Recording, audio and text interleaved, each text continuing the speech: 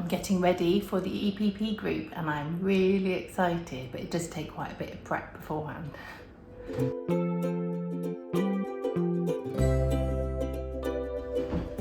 That's them now.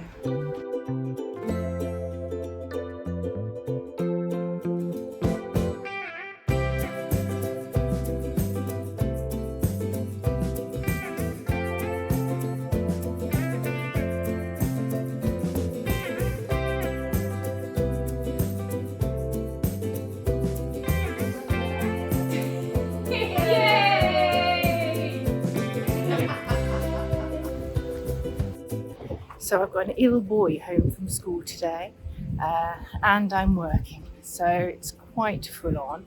I'm still trying to do some sewing jobs in between. Got some app work to do, now it's the beginning of the month, and also I need to do a tutorial for the dragon, so those are all things I'm trying to squeeze in here and there. Hopefully I can get those done.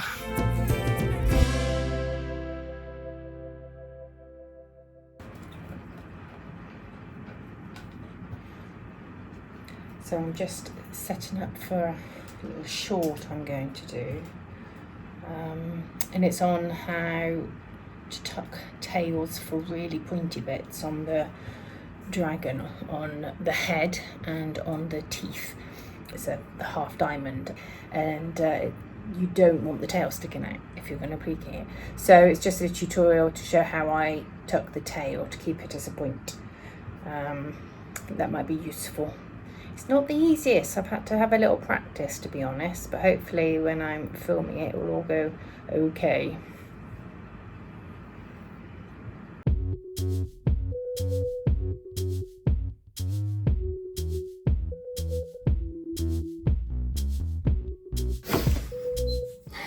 I try and exercise every day.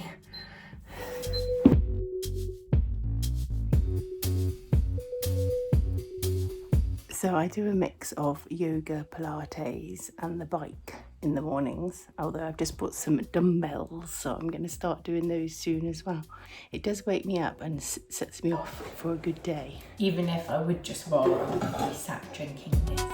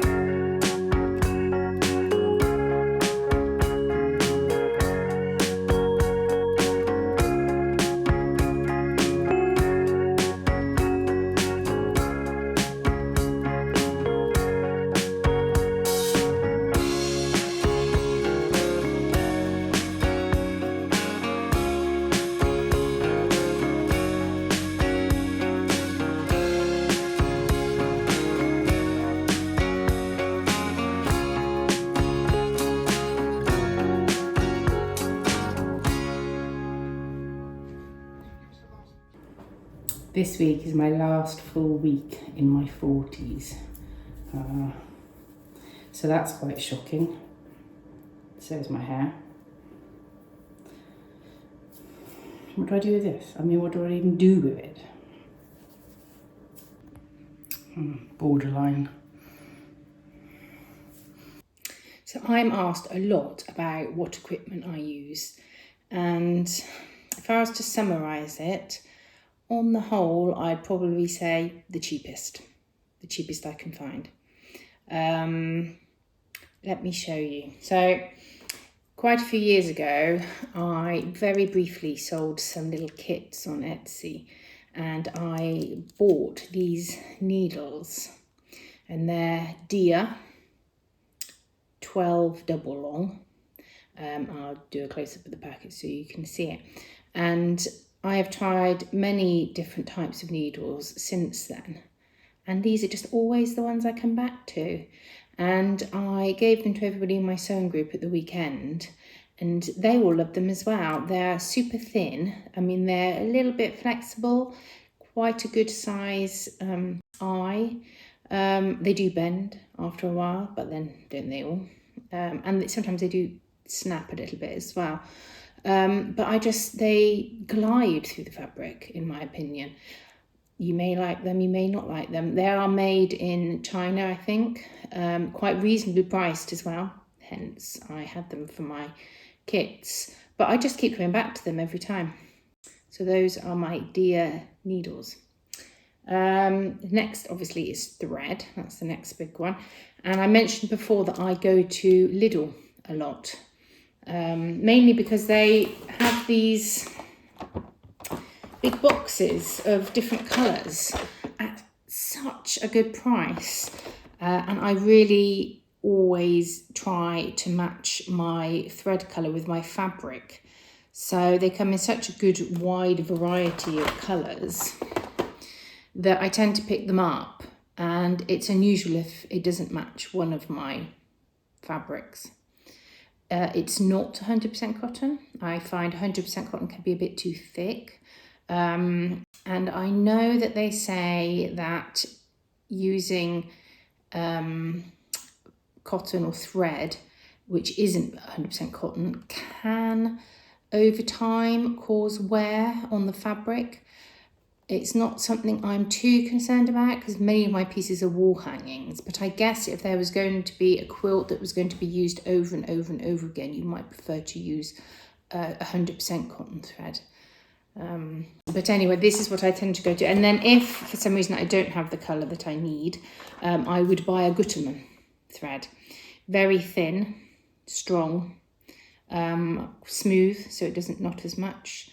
And it's got a great little place for storing your needles. Do you know that? I love it. So yeah, Gutermann or cheapo. And when I'm thread basting, actually just anything will do, to be honest. Sometimes I use up the end of old bobbins so I can then wind them back up again because I've used up all the thread on them. So yeah, cheap, cheap, cheap. The next thing that I use is a billion different types of pairs of scissors. I know these ones are like super popular at the moment, these little stalk ones, and they're dead cute. Little hint for you, if you are looking for a pair of these, have a look on AliExpress. Really reasonably priced, just a couple of quid. However, recently I wanted to buy some better quality scissors for fabric, and I bought, you might have seen this already on a clip, I bought these Guggenheim, and they're like cutting through butter. Not that you'd ever cut butter with scissors, but if you were to, that would be what it is like to cut fabric with these. I only bought a small pair because I tend to cut strips with a rotary cutter and then just snip these, you know, to diamonds or whatever shape as I go along. But yeah, love them. Absolutely fantastic. A bit different. Iron. Not so pleased about. I bought this bad boy.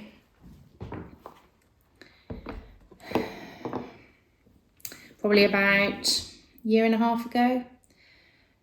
Not impressed. Leaks. Oh my word. Awful. Just dribbles like a toddler. Really, really such a shame. Had such high hopes for it. I mean, I love the that's kind of cool, but the leaking is just a pain. So yeah, so those are the bits and bobs that I use. Give me a shout if... Oh, papers. So papers, I either cut them from scratch, print them out, cut them out. I use paper that's 120, I think it's 120 GSM, which is probably a UK measurement or a European measurement. So I would just print them and cut them. I've got some cry cut scissors, which is fantastic. never use the same scissors to cut your paper as you cut your fabric, but I'm sure you all know that already. And then of course I've got a cry cut, which sometimes I can't be bothered to get out, but when I do, I'm always pleased I have, because like it's nothing like pulling out a really crisp new shape and wrapping it. It's lovely. I really enjoy that. Although having said that, I do try and reuse my shapes at least once. Yeah, so now that's it. Give me a shout if you want me to tell you about any other kit that I use. But at the end of the day, I would rather just spend money on beautiful fabric and just sit there and stare at it and not use it. I'm an addict, what can I say?